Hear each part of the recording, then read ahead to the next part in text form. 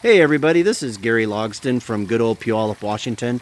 And the reason why I'm showing you my waterfall pond area is I've been having different issues with it, with the water level going down. And through the years, I built it about 18 years ago and kind of added rocks through the years. But what's been going on is I've been having some small leaks in it. So this year I decided to put that Flex Seal on it, on the the liner that was kind of cracked in different spots. And the Flex Seal was probably about almost close to 90 bucks a gallon, but I thought it was worth it to me instead of taking all the rock apart and redoing all the liner again.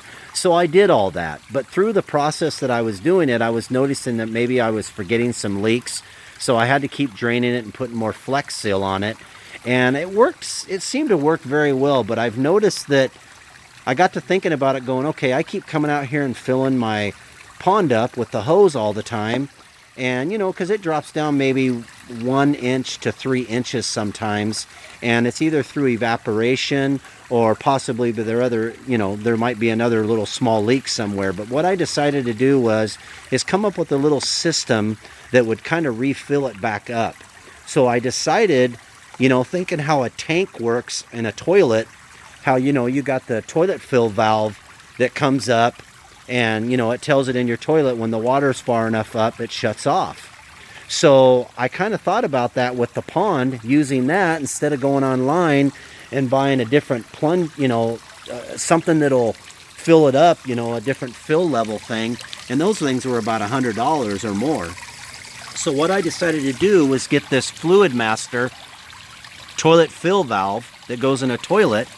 And what I ended up doing with the toilet fill valve was I stuck it down in the water, which I put on a little planter bucket type deal, and I screwed a big hole through the planter bucket, and I took the Fluid Master toilet fill valve and put it through it like you would on a tank on a toilet, and put the rubber gasket on, and screwed it all down and made it solid.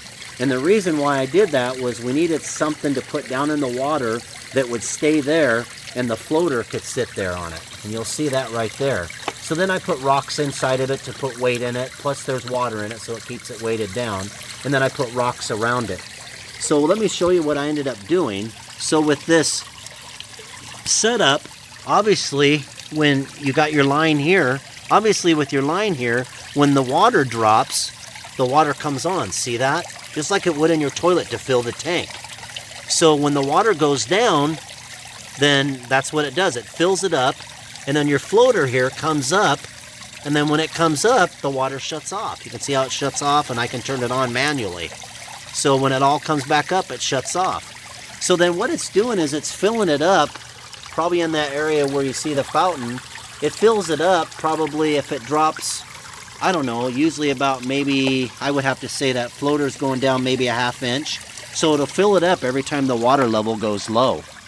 And what I ended up doing was putting a Fluid Master on. I ended up getting a water pipe, a line that goes underneath in your sinks that hooks to your hot and cold water. And I ended up getting one of those, which is under there. And then I got a regular water hose that goes right here. And I took, like refrigerator line or whatever for your water. And I ended up getting two 25-foot lines because that's what they sold, because I bought all this at Home Depot. And I got two 20-foot lines, and I connected them together with this little coupling. And then obviously I didn't show you, but back here on the other area, there's couplings that I put on here to join everything. So there was different quarter-inch OD couplings and 3/4-inch OD couplings.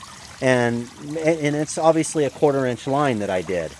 So I brought it all the way over here, and the whole idea was to hook it up to my hose bib. So I brought that all the way over here, and I ended up getting a swivel adapter that goes on the end here. So I plugged it all in there, and with couplings and everything, put it all on there so you can keep your water on.